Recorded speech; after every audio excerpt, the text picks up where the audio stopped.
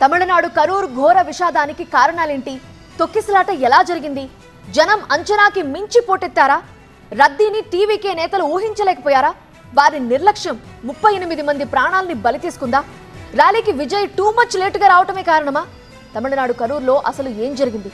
తొక్కిసలాటపై పోలీసుల వెర్షన్ ఏంటి?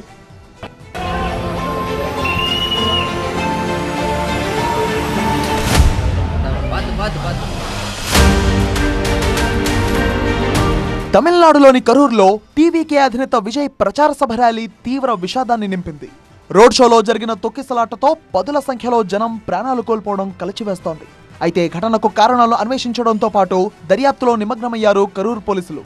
ఈ క్రమంలోనే కొన్ని ప్రధాన కారణాలను గుర్తించారు. అంచనా కంటే భారీ సంఖ్యలో అభిమానులు హాజరవడం, విజయ్ 7 గంటలు ఆలస్యంగా రావడాన్ని పోలీసులు ప్రధాన కారణంగా భావిస్తున్నారు. విజయ్ రోడ్ షో కోసం కేవలం 10,000 మంది వస్తారని అంచనా వేసిన టీవీకే పార్టీ ఆ మేరకే అనుమతి పొందింది. కరూర్లోని లైట్ హౌస్ రౌంటానా సమీపంలో 60,000 మందికి స్థలం ఉన్నప్పటికీ తమ రోడ్ షోకు కేవలం 10,000 మంది మాత్రమే వస్తారని అంచనా వేస్తున్నట్టుగా తెలిపింది. కానీ ఊహించని రేంజ్లో జనం రావడం, అందుకు తగ్గట్లు పోలీసుల సూచనలను పాటించకపోవడంతో పరిస్థితులు తారుమారయ్యాయి. అయితే నిర్వాహకులకు అనుభవాలేమి, అంతకుమించి టీవీకే పార్టీ నేతల నిర్లక్ష్యం కూడా కారణమని పోలీసులు అంచనా వేస్తున్నారు. దీంతో పాటు రద్దీ నేపథ్యంలో బాధితులను అంబులెన్సుల్లో ఆసుపత్రులకు తరలించేందుకు దారి లేకపోవడము మృతుల సంఖ్య పెరుగుదలకు కారణమైంది. వాస్తవానికి షెడ్యూల్ ప్రకారం శనివారం మధ్యాహ్నం సమయంలోనే విజయ్ ర్యాలీ ప్రాంతానికి చేరుకోవాల్సి ఉంది. కానీ దాదాపు 7 గంటల ఆలస్యంగా కరూర్కు చేరుకున్నారు. విజయ్ అక్కడికి చేరుకునే సమయానికే అభిమానులు, కార్యకర్తలు భారీ సంఖ్యలో గుమిగూడారు. అభిమానులు తిండి తిప్పలు మాని నిరీక్షించడంతో పాటు ఎండవేడితో అలసిపోయారు. ఈ క్రమంలోనే రద్దీ ఎక్కువ అవడంతో పాటు ఉక్కపోత కారణంగా అనేక మంది స్పృహ తప్పిపోయారు. అయితే పరిస్థితిని గమనించిన విజయ్ వారికి తన వాహనంలో ఉన్న నీళ్ల బాటిల్ను అందించే ప్రయత్నం చేశారు. అలాగే కార్యకర్తలు, అభిమానులు విజయ్ వాహనం దగ్గరికి వచ్చే ప్రయత్నం చేయడంతో అక్కడ తొక్కిసలాట జరిగింది.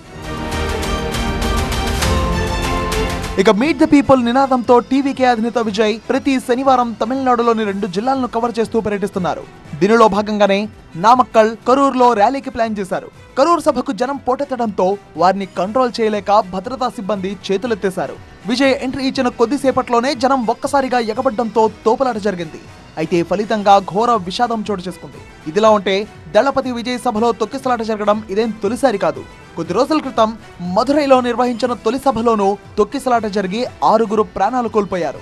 అయితే ఇప్పుడు మరోసారి అలాంటి ప్రమాదమే జరగ్గా భారీగా ప్రాణ నష్టం సంభవించింది. కారణాలేవైనా సరే అభిమాన నటుడు, నేతను చూసేందుకు వచ్చిన చిన్నారులు, మహిళలతో పాటు పలువురు ప్రాణాలు కోల్పోవడం కలిచివేస్తోంది.